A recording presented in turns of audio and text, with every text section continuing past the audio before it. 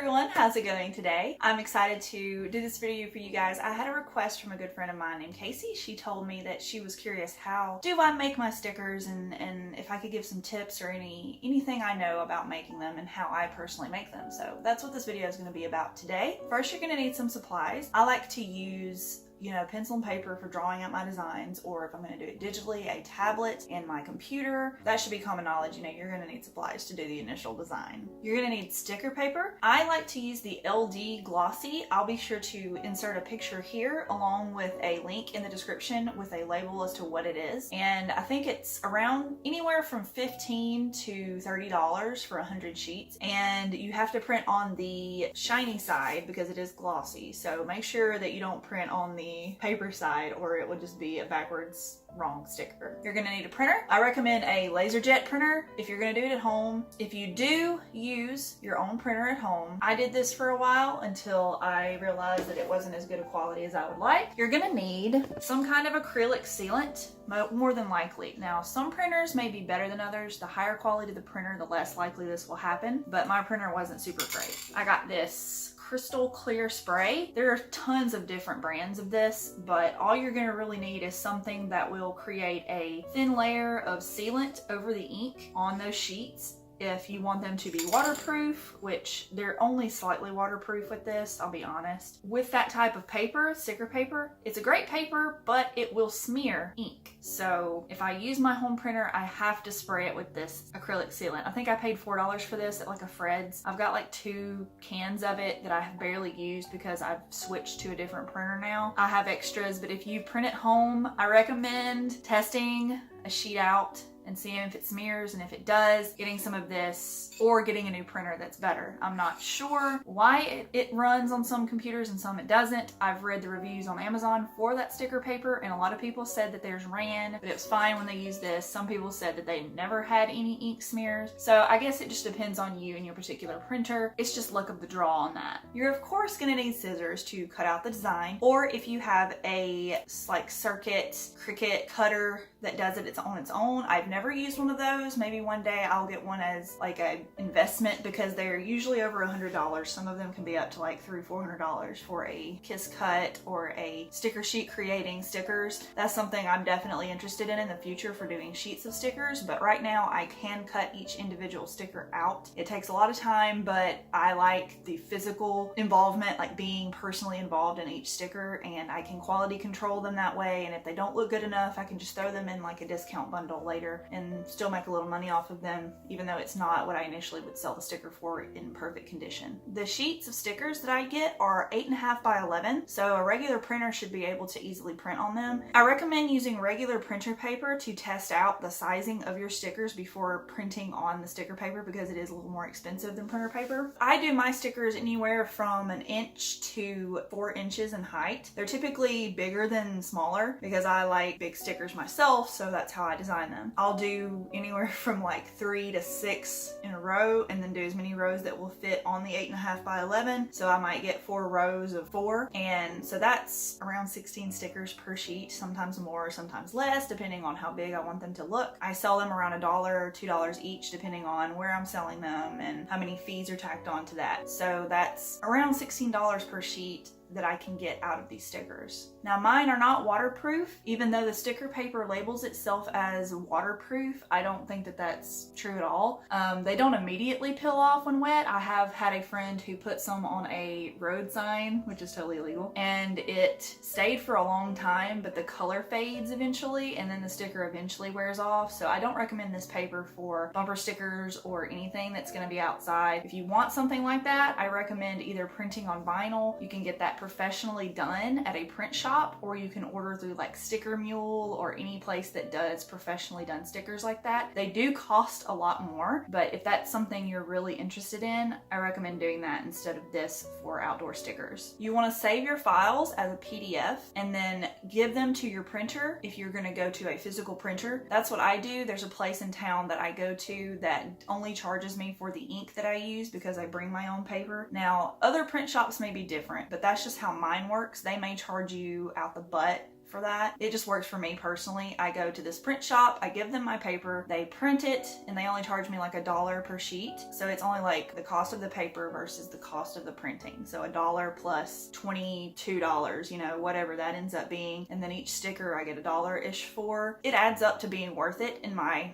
personal business. Bring it on a flash drive, or if you can email it to them. I like to bring all my files in person because I like to explain to them what I'm doing, and I like to see how it's going to look in person instead of just having it ordered and all that. So it's up to you as to how you're going to do that part of the business. If you want to physically go up there and speak to the person, maybe even do a test run on one of their pieces of paper, that's fine. It's all up to you on how you want to do that. If you are spraying your homemade stickers, like if you're printing them at home, spraying them with the acrylic, I recommend letting them sit for like a day, like 24 hours before trying to cut them, because they will be a little sticky and wet and still. But when I was first doing stickers, I did this, and if I let them sit for like 24 hours, they were totally fine. You will have a lot more defects this way though, in my opinion, because the spray might mess up and create like bubbles of liquid. So I think the defect rate is much higher with the acrylic spray. Just do your best to find the best method for printing them if you plan on doing them yourself. You can always just use Sticker Mule and not have to worry about any of this, but you're gonna pay a little bit more per sticker. If you got a good printer, maybe you don't have to worry about that, but I never had like a really, really nice printer. I'm actually going today to get some stickers printed. I might can slip in a clip here or there if I get the chance to, but after I get them printed, I quality check them at the print shop, because if I don't like how they look, I'm going to make them reprint them. If they do not print something the way that you have it made and it doesn't look right, you should not have to pay for that and then get it reprinted so that it looks how you gave it to them, because sometimes printers don't even quality check the things that they're giving you, and sometimes they don't notice if there's a flaw, and you will because you designed it. So make sure that if you are getting it done at a printer, or even if you're doing it at home, that you quality check every single sticker that you make, that it looks consistent, because when you're photographing them to sell online, like I'm assuming most people are going to be selling their stickers online, you want to make sure that the ones that you are actually picturing, like if you get like a group of like 3 or 4 and you're picturing them, that they are very consistent and they all look like those 3, because if you've given a picture of one that's perfect and then you send someone one that's just not perfect, they're going to be upset and they're going to leave you a bad review, and it's just not going to be a fun time for anybody. So you want them all to be as consistent and close looking and the same size as possible. Also, a little advice on picturing your stickers. I recommend doing individual and grouped up, maybe even a couple of like nice little shots here and there like in use. I started doing a measuring tape next to my stickers so that people see the exact measurement of my stickers. I recommend that highly because you'll get a lot of messages, how big are these, or whatever. Even people will not read the descriptions. That's something that a lot of people struggle with, is reading the description of something that they are paying money for online. So just put like a ruler or a measuring tape next to your sticker so people can be like, oh, okay, in the picture it's 2 inches, you know, so they don't have to even read or anything. Make it as easy as possible for this person. Also, if you're going to picture multiple stickers in a listing, I would probably, in the drop-down menu of options, if you're selling on Storenvy or Etsy or any online platform that allows multiple options within one listing, to put how many stickers they are buying. Because I had people who I only had 1 sticker in that listing, but I had multiple stickers in the picture, who thought they were getting a pack of like 100 when they were only buying 1 sticker. And that's just not worth it to me to sell a bunch of my stickers for $1 when I hand cut each one of them and designed each one of them by hand. So make sure that when you're putting the listing on Etsy or wherever you're doing it, that you have a drop down menu that says 1 sticker is this much, 2 stickers is this much. Like if you're doing bundles, I do 1 sticker, stickers like 5 stickers, get 1 free, and then I'll go up from there. Like every 5 you get a free one. So it's like 1, 6, 12, or 13 or whatever.